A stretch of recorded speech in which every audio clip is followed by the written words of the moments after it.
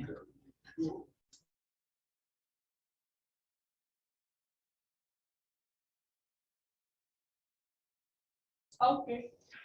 Bismillahirrahmanirrahim. Assalamualaikum warahmatullahi wabarakatuh. Adik-adik semua. Sehat semua ya. Oke. Untuk hari ini, untuk sesi pertama hari ini adalah pelajaran ekonomi. Nah, materinya kali ini tentang mekanisme pasar gitu. Mungkin kalian pernah melihat ada barang yang ketika harganya naik, yang beli semakin sedikit gitu. Ada barang yang ketika harganya naik, yang jualan semakin banyak. Nah, kenapa seperti itu? Nah, akan kita bahas di materi kali ini ya. Mekanisme pasar itu tentang permintaan, penawaran, dan harga keseimbangan. Ini pelajaran waktu kalian kelas 10 semester 1.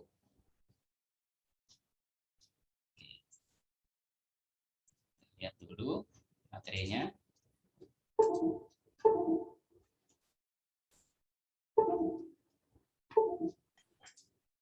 Nah, ini mekanisme pasar. Nah, ada beberapa konsep yang harus kita kuasai pada materi kali ini, yaitu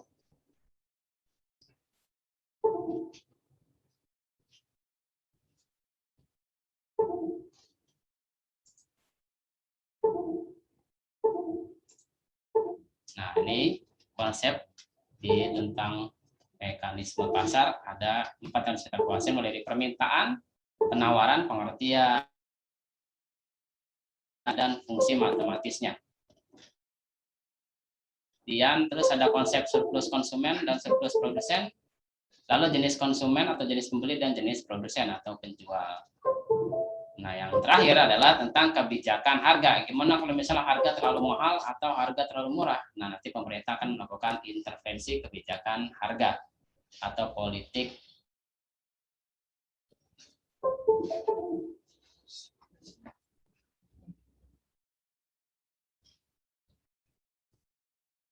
Oke, lanjut. Yang pertama, pengertiannya, permintaan dan penawaran.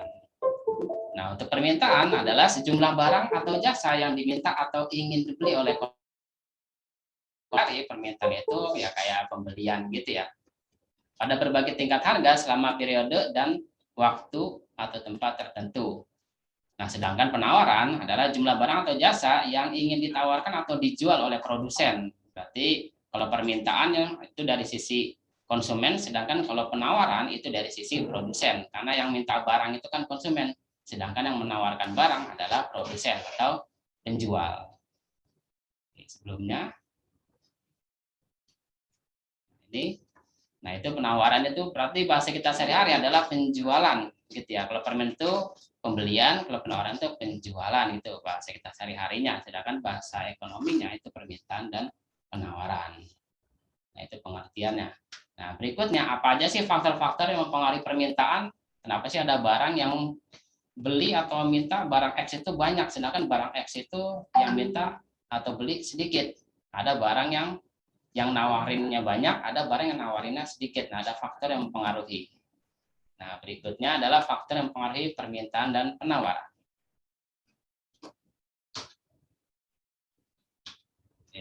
Yang pertama tentang faktor-faktor yang mempengaruhi permintaan. Yang pertama, permintaan itu dipengaruhi oleh harga barang itu sendiri.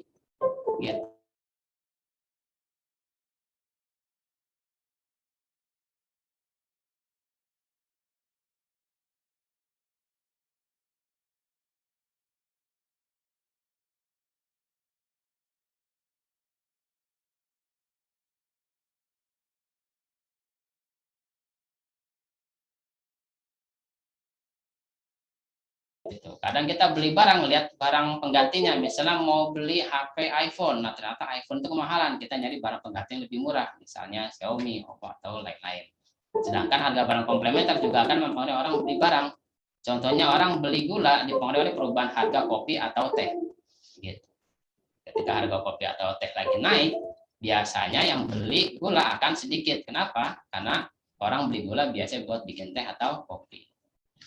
Yang ketiga adalah pendapatan. Orang beli barang karena faktor pendapatan. Ada barang barang yang harganya mahal tapi banyak yang beli. Harusnya kan ketika harga yang mahal yang beli sedikit. Nah, biasanya itu bukan dipengaruhi harga tapi karena pendapatan masyarakat di sana gitu. Terus jumlah penduduk. Kalau misalnya jumlah penduduknya banyak, otomatis permintaannya banyak. Kalau jumlah penduduknya sedikit, otomatis permintaan akan barang juga akan sedikit.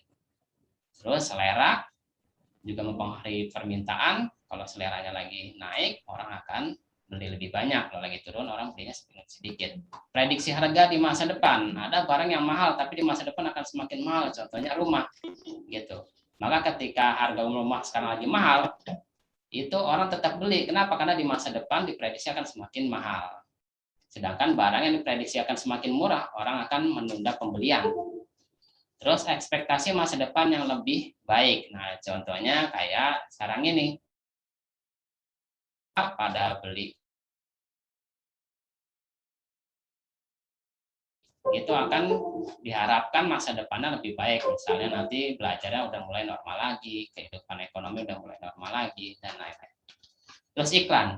Iklan juga akan mempengaruhi orang membeli barang gitu. Contohnya waktu beberapa bulan lalu ada fenomena itu apa namanya McD gitu ya, makanan cepat saji yang bintang iklannya BTS. Nah, itu langsung banyak yang beli gitu. Sedangkan yang produk lain atau produsen lain tanpa promosi atau iklan itu pasti yang beli akan berkurang. Jadi iklan akan mempengaruhi orang membeli barang sedikit atau banyak.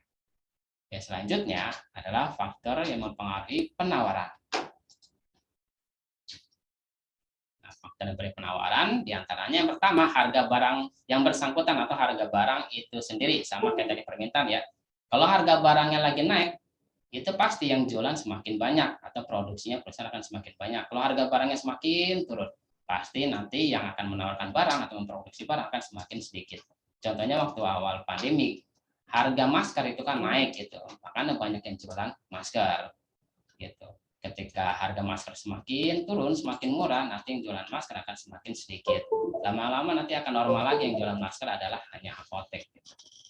Terus harga bahan baku juga akan mempengaruhi produksi atau penawaran barang. Ketika harga bahan bakunya murah, otomatis produksi atau penawaran akan semakin banyak. Sebaliknya ya.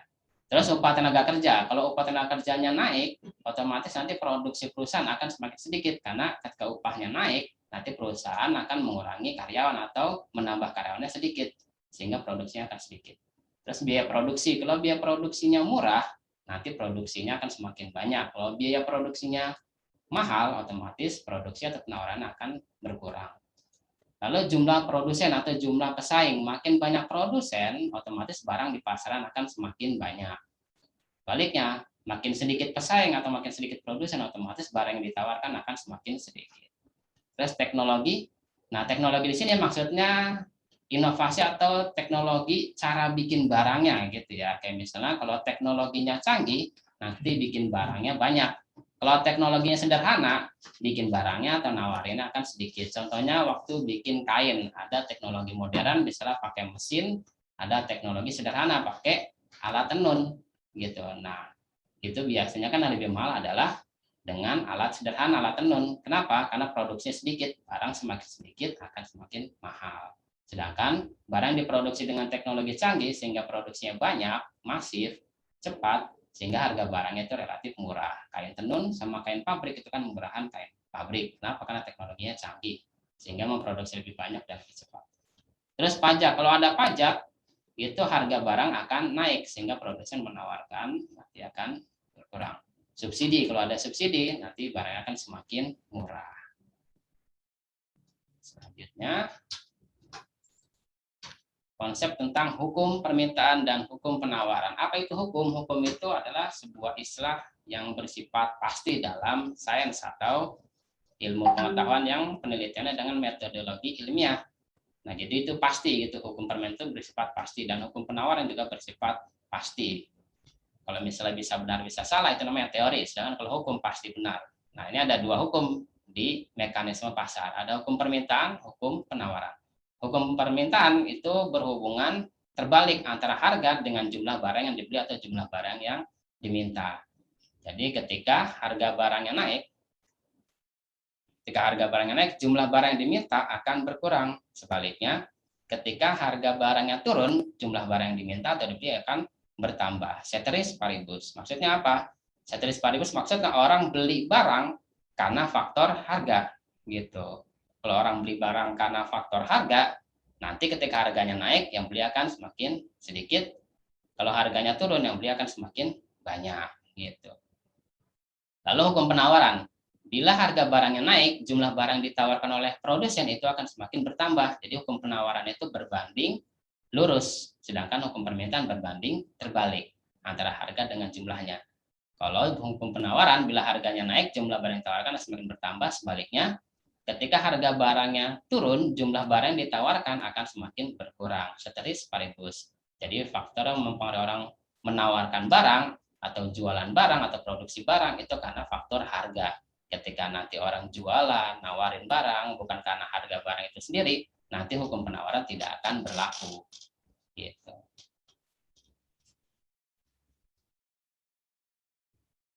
Selanjutnya mengenai kurva. Nah, ini bentuk kurvanya atau grafik dari permintaan dan penawaran. Nah, karena hukum permintaan itu antara harga dengan jumlah yang berbanding terbalik, maka kurvanya berbentuk menurun dari kiri atas ke kanan bawah, atau istilah bahasa Inggrisnya downward sloping. Slope-nya itu menurun, kemiringannya menurun. Nah, di sini ada tabel di sebelah kiri. Di situ jelaskan ketika harga barangnya 10.000, harga barang 10.000, yang beli atau yang laku adalah 10 unit barang. Ketika harga barangnya naik jadi 11.000, yang beli menjadi 8, semakin berkurang. Jadi kalau harga barangnya naik, yang beli akan semakin berkurang atau turun.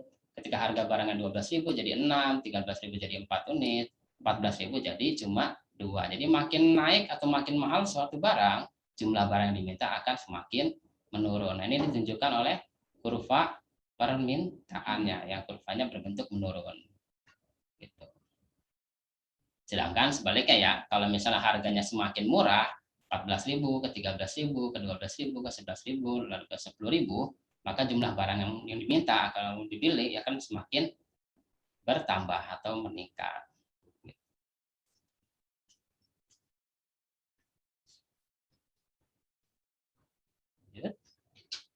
Berikutnya kurva penawaran. Nah, tadi kalau kurva permintaan berbentuk menurun, kenapa? Karena itu menunjukkan hukum permintaan yang berbanding terbalik antara harga dengan jumlah barang yang diminta. Sedangkan kurva penawaran itu berbentuk menaik atau upward sloping. Slope atau kemiringan kurvanya itu semakin naik. Ketika harga barangnya naik, jumlah barang yang ditawarkan atau dijual atau diproduksi oleh produsen itu akan semakin banyak. Di sini sebelah sisi kirinya itu dijelaskan dengan tabel, sedangkan sisi kanannya pakai kurva. Di sebelah kiri, ketika harga barangnya 10.000, yang nawarin barang 2 doang, gitu. Produksi cuma 2. Kenapa? Ketika harganya murah, produsen tidak tertarik untuk memproduksi barang itu banyak. Nah, ketika harga barangnya semakin naik, otomatis jumlah barang yang ditawarkan akan semakin tinggi. Kenapa? Karena produsen akan tertarik untuk memproduksi lebih banyak, karena ketika harga barang naik, keuntungan yang diharapkan oleh produsen akan semakin tinggi, gitu kan ya. Contohnya tadi ilustrasinya kayak masker tadi waktu awal pandemi. Kenapa? Ketika harga masker semakin mahal, banyak yang jualan masker ya, karena itu akan semakin menguntungkan ketika harganya semakin mahal.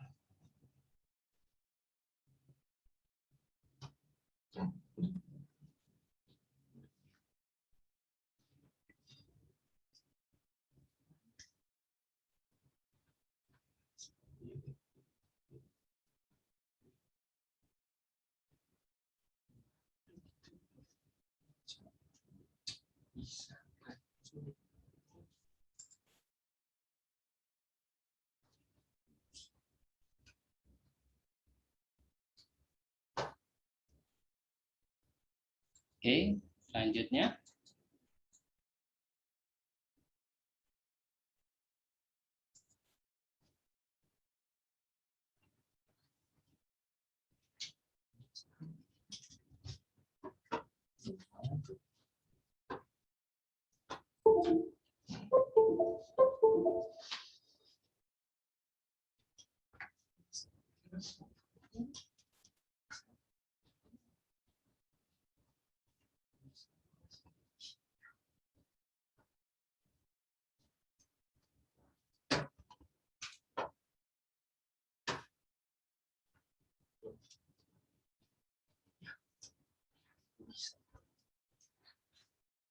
Oke, lanjut.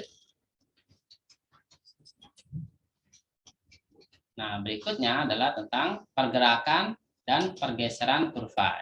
Apa bedanya pergerakan dengan pergeseran? Pergerakan itu biasanya di soal kadang ditulisnya movement gitu ya, movement along the curve. Soal pergeseran itu di soal biasanya tulisnya dengan istilah shifting.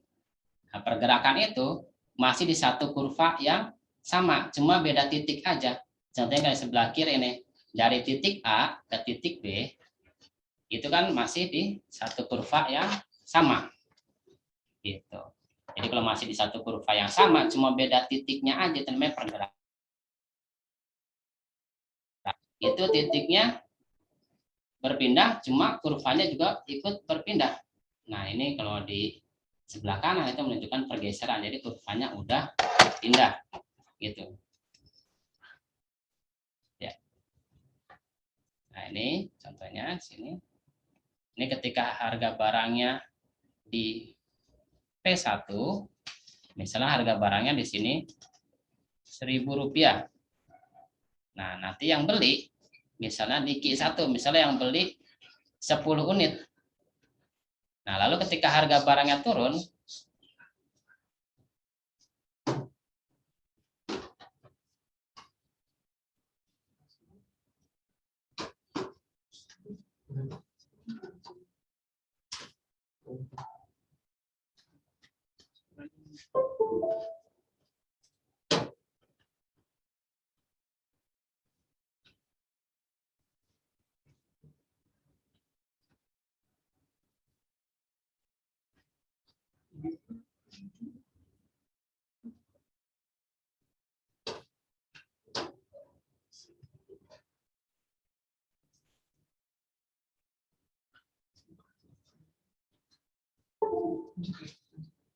oke, kita lanjutkan lagi.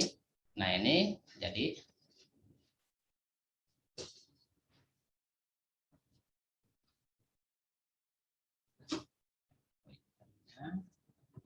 stylus-nya tolong dinyalain.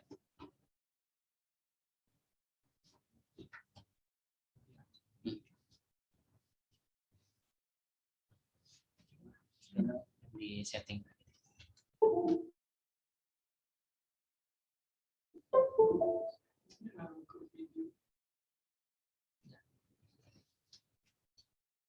Ya, ini maaf ya tadi ada kesalahan teknis, kita ulang lagi. Jadi di sini di titik A harga barangnya misalnya Rp1.000. Ketika harga barangnya Rp1.000, barang yang diminta 10 unit, lalu misalnya harganya turun jadi Rp800. Harga barangnya turun. Nah, ketika harga barangnya turun, nanti ke titik B. Kurvanya akan bergerak dari titik A ke titik B. Nah, ketika harganya turun menjadi 800, misalnya barang yang dibeli menjadi 12 unit. Nah, ini menunjukkan hukum permintaan. Jadi kalau harga barangnya turun 1.000 ke 800, nanti yang beli akan semakin banyak. Gitu. Awalnya 10 unit menjadi 12 unit. Nah, dari titik A ke titik B, ini namanya pergerakan kurva. Jadi pergerakan kurva itu disebabkan oleh perubahan harga barang yang bersangkutan atau harga barang itu sendiri. Jadi harga barangnya berubah. Jadi kalau cuma harga barang yang berubah, nanti kurvanya bergerak. Masih di satu kurva yang sama, cuma di beda titik aja. Sedangkan kalau misalnya penyebab dari perubahannya itu karena faktor selain harga, misalnya kayak tadi pendapatan, selera, jumlah penduduk, prediksi harga di masa depan, iklan, harga barang pengganti, harga barang pelengkap, nanti kurvanya akan bergeser. Nah, ini contohnya. Awalnya misalnya harga barangnya Rp1.000. Harga barangnya tetap Rp1.000, tapi yang beli semakin banyak. Misalnya awalnya 10 unit menjadi 12 unit. Dari titik ini D1 menjadi D2. Nah, berarti pergeseran kurva dari D1 ke D2 ini bukan karena harga. Kenapa? Kan harganya tetap gitu ya, masih Rp1.000. Kenapa orang belinya semakin banyak? Nah, berarti orang beli barang semakin banyak bukan karena harga, tapi karena misalnya pendapatannya lagi naik sehingga belinya semakin banyak. Seleranya lagi naik, belinya juga semakin banyak. Ekspektasi yang lebih baik ke masa depan lebih baik sehingga belinya semakin banyak. Prediksi harga di masa depan akan semakin mahal, makanya sekarang belinya banyak. Kalau ditunda nanti kan dia akan rugi. gitu. Berikutnya, selain dari pergeseran dan pergerakan kurva permintaan, juga kurva penawaran bisa bergeser atau bergerak. Oke, next kita jelaskan. Nah, ini sini ada layar kosong, saya akan jelaskan kalau misalnya kurva penawaran gitu. Misalnya terjadi contoh,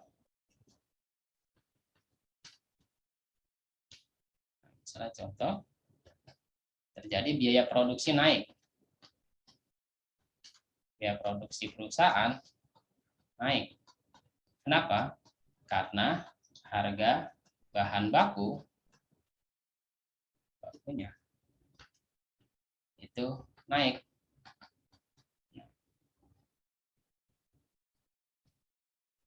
Apa dampaknya pada kurva? Nah, kalau biaya produksi tadi kan dampaknya itu ke kurva penawaran. Kita gambar dulu kurva penawaran. Sini sumbu X-nya itu jumlah barang, quantity, sedangkan sumbu Y-nya adalah harga barang, price. Sini titik origin atau titik 0. Nah, kurva penawaran berbentuk semakin naik. Ini awalnya S. Gitu ya. Sini supply. S itu supply ya, bahasa Inggrisnya penawaran itu supply. Kalau permintaan D, demand. Nah, biaya produksi naik. Kalau biaya produksi naik, otomatis nanti perusahaan akan mengurangi produksi. Contohnya kayak perusahaan tempe. Ketika harga kedelainya lagi naik, harga bahan bakunya naik, otomatis beli kedelainya berkurang. Nah, karena beli kedelainya berkurang sedikit, otomatis produksinya juga akan semakin sedikit. Nanti bergeser dari S1 ke S2. Jadi perusahaan akan mengurangi produksi. Gitu. Nah, ini namanya pergeseran kurva penawaran. Jadi kalau pergeseran kurva penawaran itu faktor selain harga berubah, bisa biaya produksi, teknologi, jumlah produsen atau lainnya. Gitu. Sedangkan kalau pergerakan masih kayak permintaan ya, pergerakan itu di kurva yang sama. Misalnya ini harga, jumlah masih di kurva yang sama, cuma beda titik aja. Misalnya ketika harga maskernya 15 ribuan gitu. Yang produksi perusahaan misalnya 100 unit aja. Lalu ketika harga masker naik menjadi 50 ribuan, perusahaan akan menambah produksi awalnya 100 misalnya jadi 300 unit gitu. Jadi dari titik sini titik A ke titik sini titik B itu namanya pergerakan kurva. Kenapa kurva yang bergerak? Karena harganya berubah, misalnya dari 15.000 ke 50.000. Karena harga semakin naik, yang jualan atau yang nawarin barang semakin mahal, semakin banyak gitu ya. Kenapa? Karena menguntungkan untuk memproduksi atau jualan masker. Lanjut, berikutnya adalah fungsi permintaan dan fungsi penawaran. Fungsi itu adalah hubungan matematis antara harga dengan jumlah barang, baik jumlah barang yang diminta maupun jumlah barang yang ditawarkan. Jadi hubungan antara harga, price, P, dengan jumlah, Q. Nah, itu namanya fungsi, gitu ya. Kalau hubungannya dengan diminta berarti fungsi permintaan, kalau harga dengan yang ditawarkan namanya fungsi penawaran. Next. Akan lihat bentuk fungsi permintaan dan fungsi penawaran. Fungsi permintaan dituliskan secara matematis, QD sama dengan A min BP. Ingat, kalau fungsi permintaan hubungannya itu berbanding terbalik. Jadi, kalau Q-nya positif, di sini Q-nya positif, maka P-nya negatif. Jadi, kalau Q-nya positif, maka P-nya bernilai negatif. Itu menunjukkan hukum permintaan yang berbanding terbalik. Sedangkan ketika harganya positif, jadi yang kedua fungsinya PD sama dengan A min BQ. Ketika harganya positif, maka jumlahnya akan negatif. Gitu. Jadi fungsi permintaan gampangnya itu salah satunya harus positif, boleh Q-nya, boleh P-nya. Sedangkan kalau fungsi penawaran ini menunjukkan hukum penawaran. Kalau Q-nya positif, maka P-nya juga harus positif. Gitu kan, tadi kan fungsi penawaran berbanding lurus. Kalau harganya naik, yang nawarin makin banyak. Kalau harganya turun, yang nawarin semakin sedikit. Makanya nanti fungsinya itu sama-sama positif antara P dengan Q-nya akan berbanding lurus, berhubungan positif. Jadi kalau permintaan gampangnya salah satunya negatif, boleh P-nya, boleh Q-nya. kalau penawaran keduanya harus positif, baik Q maupun P-nya. A itu konstanta, jadi A itu boleh positif, boleh negatif, terserah di soal. Sedangkan B itu koefisien, gitu. P itu harga, Q itu jumlah. Oke, next. Lanjut, kita contoh, misalnya menentukan mana yang fungsi permintaan, mana yang fungsi penawaran. Berdasarkan fungsi di bawah ini.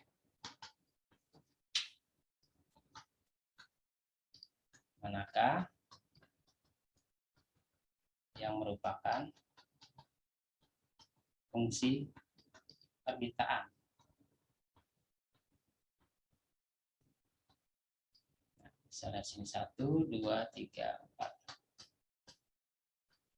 I sama dengan 10 min 5P. I min 5P sama dengan 10. Min Q sama dengan min 10 plus 5P. I plus 5P plus 10 sama dengan 0. Nah, manakah yang merupakan fungsi permintaan? Nah, untuk menentukan fungsi permintaan tadi dijelaskan bahwa antara Q dengan P-nya salah satunya harus negatif. Gitu. Dan itu harus dibeda ruas ya, harus di ruas yang berbeda. Dipisahkan Q sama P-nya dengan sama dengan. Nah, nomor 1 dilihat Q-nya di sini positif, P-nya negatif. Nah, berarti ini fungsi permintaan. Benar ya, ini fungsi permintaan. Sedangkan kalau yang nomor 2, Q min 5P sama dengan 10. Diingat antara Q dengan P itu harus di ruas yang berbeda. Berarti harus dipisahkan oleh sama dengan. Berarti Q sama dengan min 5P-nya pindahin ke kanan dulu. Berarti 10 min 5P pindahin ke kanan jadi plus 5P. Nah, di sini Q-nya positif, P-nya positif. Maka ini bukan fungsi permintaan, tapi ini fungsi penawaran. Gitu. Karena P makinya sama-sama positif. Sedangkan yang poin 3, min Q sama dengan min 10 plus 5P. Nah, diingat tadi fungsi permintaan salah satu harus negatif. Di sini Q-nya negatif, P-nya positif. Nah, salah satunya negatif yaitu Q. Nah, berarti ini juga fungsi permintaan. Gitu ya, Q-nya negatif, P-nya positif. Yang poin 4, Q plus 5P plus 10 sama dengan 0. Ini fungsi permintaan penawaran. Nah, kita rubah dulu, harus Q sama dengan. Gitu. Berarti 5P sama 10-nya kita pindahin dulu. Berarti Q sama dengan 5P-nya pindah ke kanan jadi min 5P. Plus 10-nya pindah ke kanan jadi min 10. Nah, di sini dilihat Q-nya positif, P-nya negatif. Berarti ini juga fungsi permintaan. Gitu ya. Lanjut.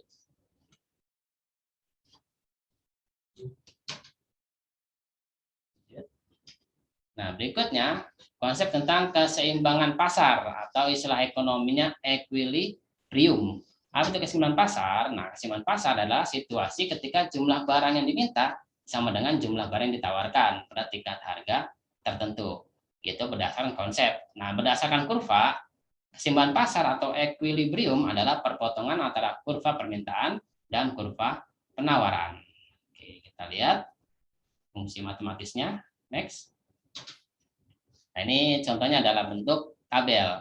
Ada soal misal kayak gini nih, manakah yang merupakan harga permintaan? Nah, harga pasar itu terjadi ketika jumlah barang yang diminta dengan jumlah barang yang ditawarkan sama. Ditunjukkan oleh tabel ini nih. Ini ada banyak keterangan ketika 10.000 yang minta 10, yang nawarin 2. 11.000 yang mintanya 8, yang nawarin 4. Nah, ketika 12.000 antara barang yang diminta dengan barang yang ditawarkan oleh penjual itu sama-sama 6. Gitu. Nah, maka 6 ini disebutnya jumlah keseimbangan. Gitu. 6 ini disebutnya jumlah keseimbangan.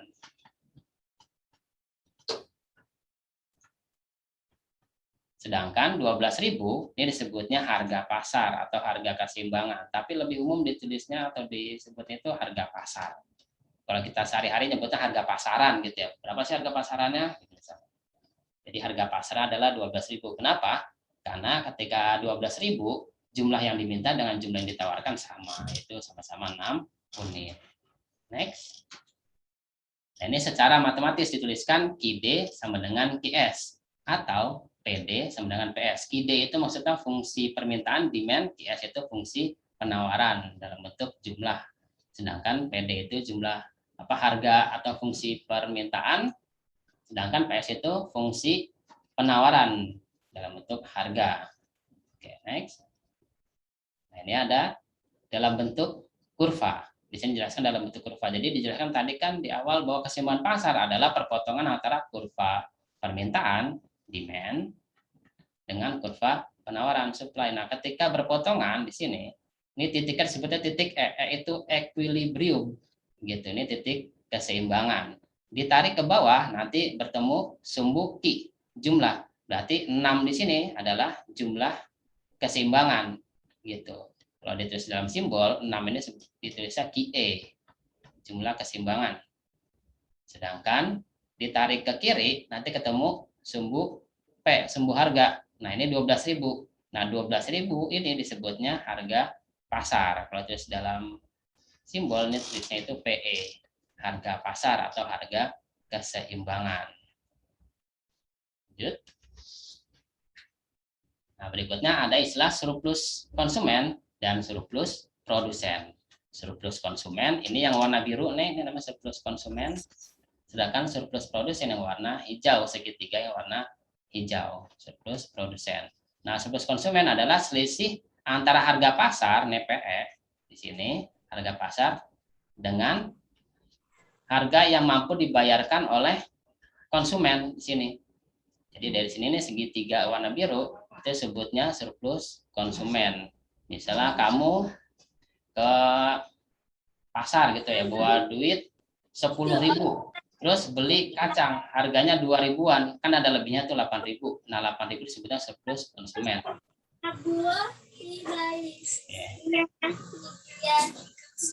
Produsen adalah selisih harga pasar PE dengan ya produk ini.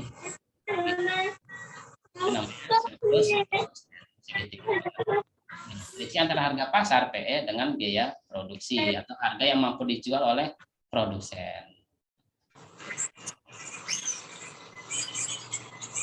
Jenis-jenis konsumen dan jenis-jenis produsen. Nah, konsumen ada istilah supermarginal, marginal, submarginal. Begitu juga dengan produsen, ada supermarginal, marginal, dan submarginal. Nah, konsumen supermarginal adalah konsumen yang daya belinya di atas harga pasar. Nah, nanti dia akan mendapat surplus konsumen.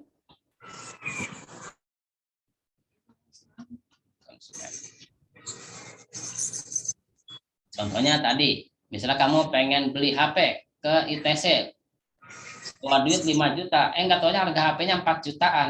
Nah, daya beli kamu kan 5 juta karena kamu bawa duit 5 juta. Ternyata harga HP-nya 4 jutaan.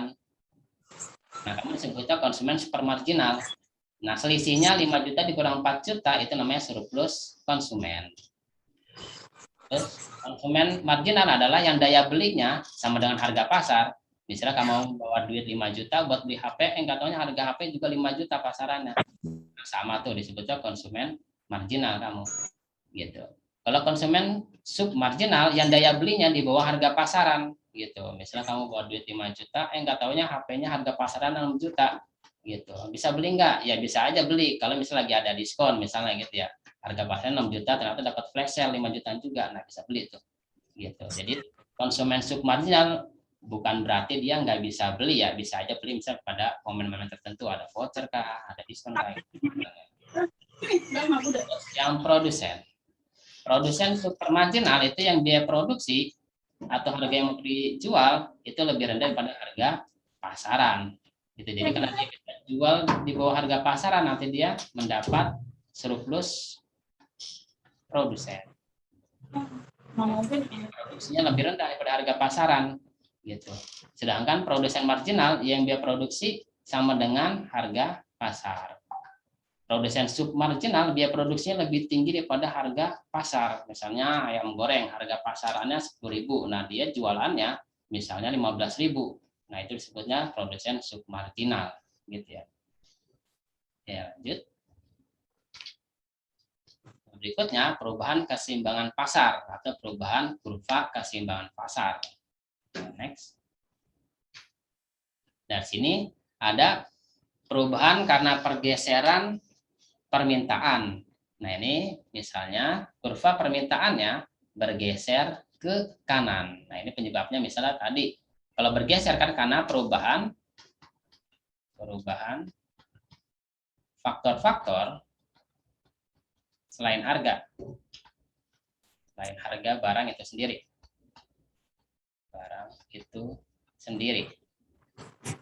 Contohnya pendapatan misalnya, gitu. Misalnya pendapatan masyarakat naik, gitu. Gara-gara pendapatannya naik, nah permintaannya jadi naik dari D1 ke D2, gitu. Jadi permintaannya naik gara-gara pendapatan naik. Jadi ini contohnya misalnya pendapatannya naik.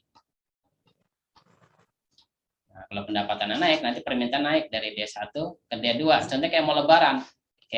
Kenapa sih harga daging semakin mahal, tiket mudik mahal? Ya karena pendapatan masyarakat, salah satu penyebabnya itu lagi naik, orang dapat THR. Nah, karena pendapatan naik, daya belinya meningkat dari D1 ke D2, sehingga harga barang itu akan naik dari P1 ke P2 di sini. Jadi gara-gara daya belinya naik, harga barangnya naik, jumlah barangnya juga ikut naik. Kenapa jumlahnya naik? Karena pendapatannya naik, sehingga harganya ikut naik. Jadi ilustrasinya kayak mau lebaran gitu, orang dapat THR.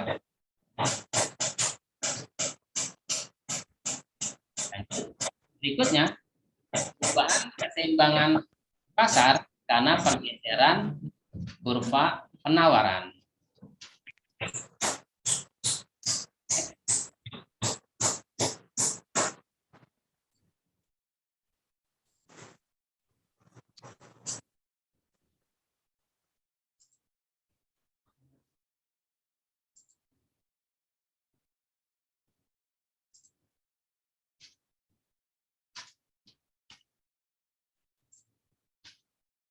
Oke, berikutnya perubahan keseimbangan pasar karena pergeseran kurva penawaran. Nah, diingat tadi pergeseran kurva itu disebabkan karena perubahan faktor-faktor selain harga. Nah, ini misalnya kurva penawaran yang bergeser ke kiri, berarti perusahaan yang mengurangi produksi. Kenapa perusahaan yang mengurangi produksi? Misalnya gara-gara kenaikan biaya produksi, harga bahan bakunya naik, upah karyawannya naik, jumlah pesaing semakin sedikit, pajaknya semakin tinggi, subsidinya dikurangin atau dicabut oleh pemerintah, nanti perusahaan akan mengurangi produksi. Nah, gara-gara perusahaan mengurangi produksi dari S1 ke S2, maka harganya akan naik gitu. Jadi kalau perusahaan mengurangi produksi, barangnya kan semakin langka, semakin sedikit, sehingga harga barang akan naik dari P1 ke P2.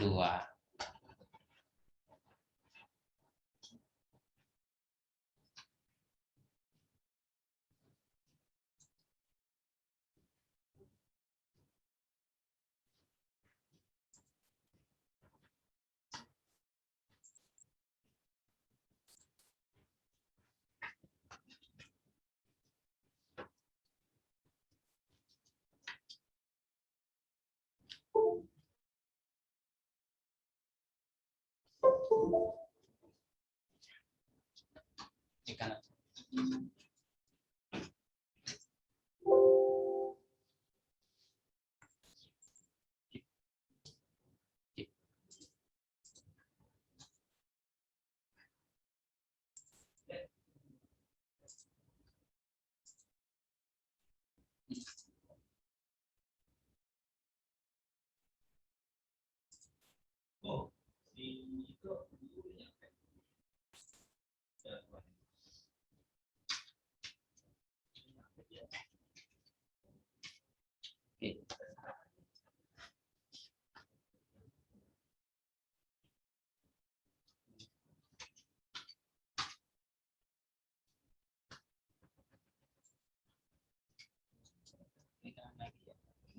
Pointer option.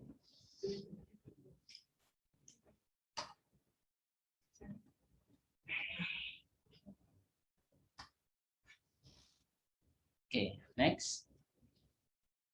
Nah, berikutnya, next.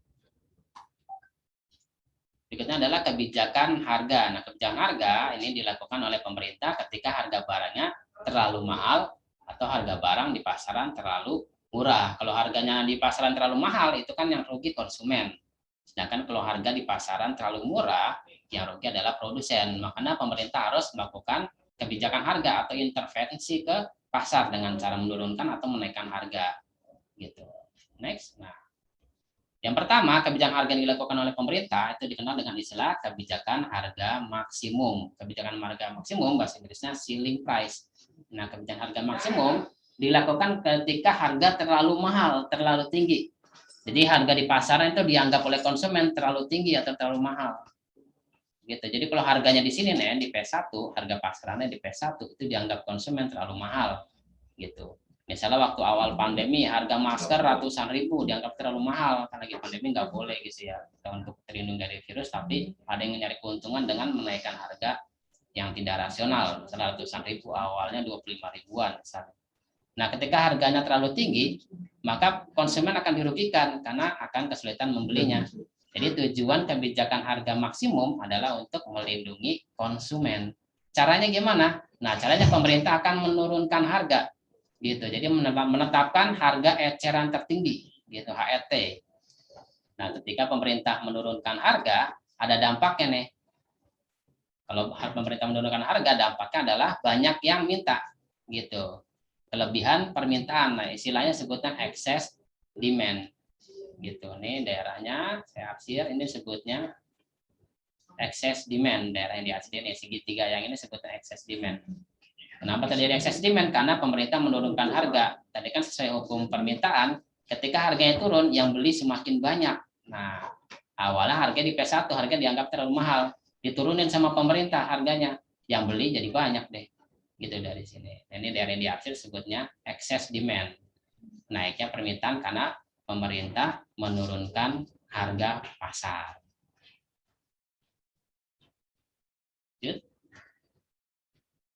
Nah, berikutnya yang kedua adalah kebijakan harga minimum atau floor price. Kalau harga maksimum dilakukan ketika harga terlalu mahal, sedangkan harga minimum dilakukan ketika harga pasaran terlalu rendah atau terlalu murah. Nah, ini biasanya dilakukan oleh pemerintah ketika terjadi surplus produksi. Gitu, surplus produksi. Contohnya kalau di pertanian itu terjadi panen raya, gitu, lagi panen. Petani lagi panen. Kalau misalnya lagi panen, otomatis kan barang banyak. Nah, barang semakin banyak, kan harganya jadi turun. Nah, gara-gara harganya turun, harga pasarannya terlalu murah di P1. Gitu. Jadi waktu panen, nanti harga beras terlalu murah di P1. Nah, produsen atau petani kan rugi. Gitu. Gimana biar petani nggak rugi atau produsen nggak rugi? Maka pemerintah menaikkan harga. Jadi kebijakan floor price adalah tujuannya melindungi produsen dengan cara menaikkan harga biar harganya dinaik.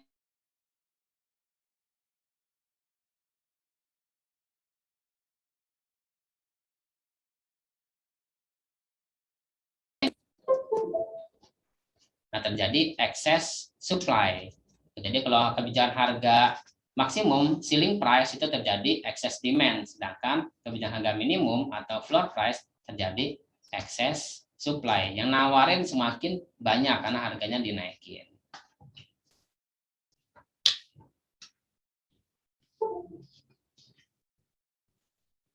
Sampai sini adik-adik cukup jelas?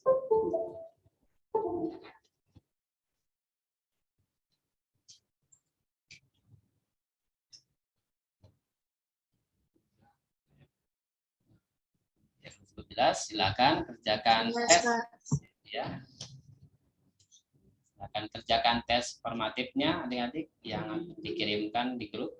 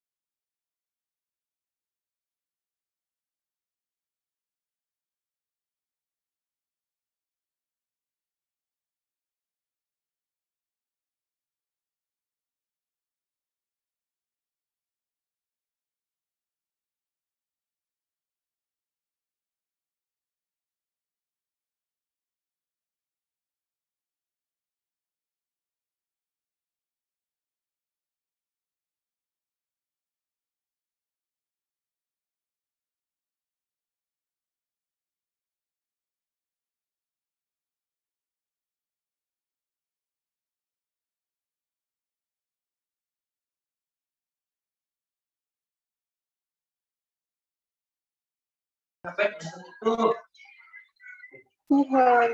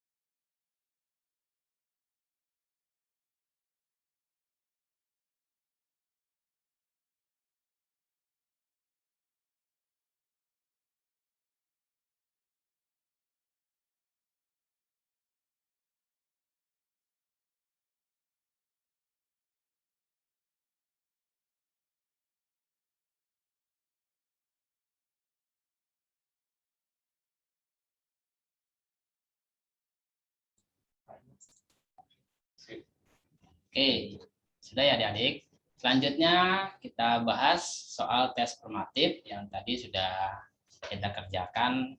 Linknya udah dikirimkan ya di Zoom juga di grup WA kalian. Nah, nomor 1. Permintaan terhadap suatu barang dipengaruhi oleh faktor di bawah ini, kecuali. Nah, kecuali yang mana? Kecuali jawabannya yang C ya. Ya betul, C. Kemajuan teknologi. Kenapa? Karena kemajuan teknologi itu faktor yang mempengaruhi penawaran, gitu ya. Jumlah penduduk, pendapatan, harga barang lain seperti substitusi dan komplementer, dan selera konsumen itu akan mempengaruhi permintaan. Sedangkan kemajuan teknologi mempengaruhi penawaran. Oke, benar? Nomor 2. Faktor-faktor di bawah ini menyebabkan bergesernya kurva permintaan ke kanan. Nah, yang ditanya bergeser, kecuali berarti mana yang tidak menyebabkan pergeseran? Jawabannya? A bukan, Kak. Ya, Yang A, ya. Yang A, kenaikan harga barang itu sendiri. Kenapa? Karena kenaikan harga barang itu sendiri akan menyebabkan pergerakan kurva ya, bukan pergeseran ya, benar ya. Oke, udah canggih nih adik-adik. Yang A, kenaikan harga barang itu sendiri itu menyebabkan pergerakan, bukan pergeseran. Oke, kita lanjut ke nomor 3. 2A. Nomor 3. Inovasi dalam teknologi produksi akan mengakibatkan kurva penawaran suatu barang bergeser ke kanan. Ini maksudnya inovasi menyebabkan penawarannya makin banyak atau produksi makin banyak. Benar nggak yang atasnya? Ya, benar ya. Dengan teknologi yang makin canggih, otomatis bikin barangnya semakin cepat dan semakin banyak. Ya, benar. Sebabnya, kurva penawaran suatu barang akan bergeser ke kanan bila terjadi antara lain kenaikan harga barang tersebut, peningkatan teknologi produksi, dan bertambahnya jumlah produsen. Benar nggak sebabnya? Benar nggak? salah kayaknya, Kak. Nah ya, salah ya. Ini salah. Kenapa? Karena di sini disebutkan antara lain kenaikan harga barang tersebut. Nah, salah. Kenaikan harga barang itu mempengaruhi pergerakan kurva, bukan pergeseran. Jadi ditanyanya kan sebabnya kurva penawaran suatu barang akan bergeser. Nah, tanya bergeser. Sedangkan kalau kenaikan harga barang itu menyebabkan pergerakan. Jadi yang bikin salah adalah kalimat kenaikan harga barang tersebut. Kalau peningkatan teknologi produksi, bertambahnya jumlah produsen, itu akan mengakibatkan pergeseran, benar ya? Gitu. Jadi jawabannya adalah yang C. Pernyataannya betul, alasannya salah. Alasannya salah karena kenaikan harga barang tersebut itu menyebabkan pergerakan kurva.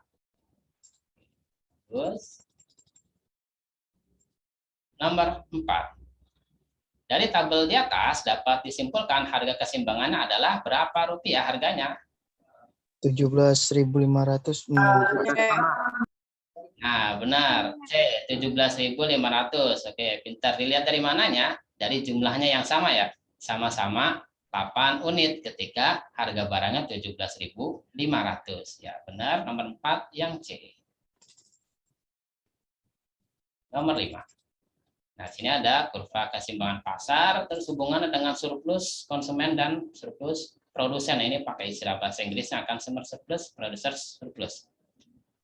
Berdasarkan gambar, maka pernyataan yang benar adalah 1. Daerah consumer surplus adalah segitiga B, E, C. Benar? Benar. Benar, ya. Jadi segitiga yang atas ini sudah surplus konsumen, sedangkan segitiga yang bawah itu surplus produsen. Ya, benar ya. 2. Harga keseimbangan sebesar B. Benar nggak harga keseimbangan yang B? Benar ya. Gitu. Ini kan titik equilibrium, keseimbangan. Tarik ke kiri, harganya harga keseimbangan. Sumbu P kan harga. 2-nya benar. 3-nya produsen surplus, segitiga B, E, A. Benar? Benar. Benar ya. Jadi BA itu surplus produsen. 1, 2, 3 benar. Yang 4-nya jumlah keseimbangan sebesar Q. Jadi yang Q yang ini nih disebutnya jumlah keseimbangan. Benar? Benar, Kak.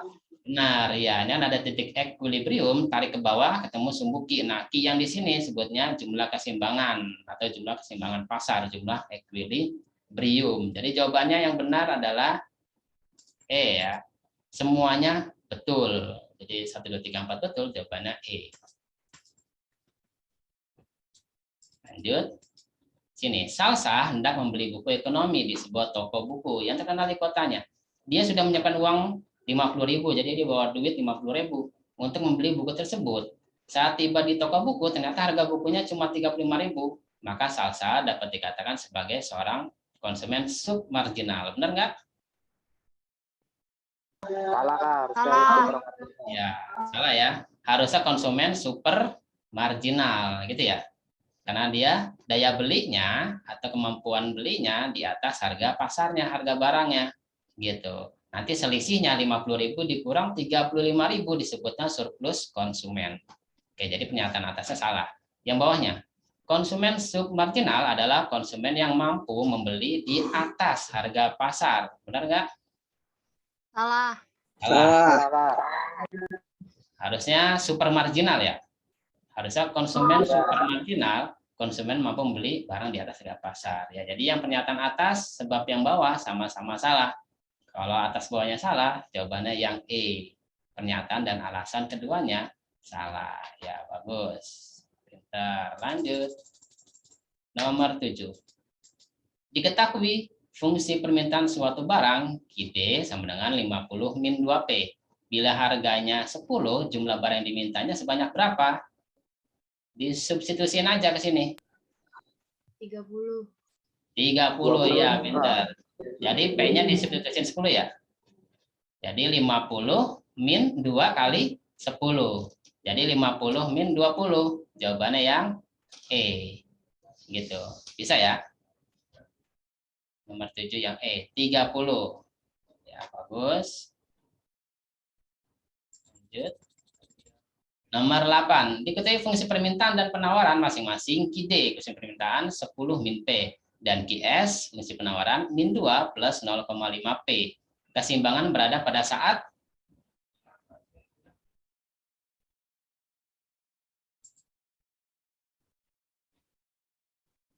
berapa? 10 min P, min 2 plus setengah P.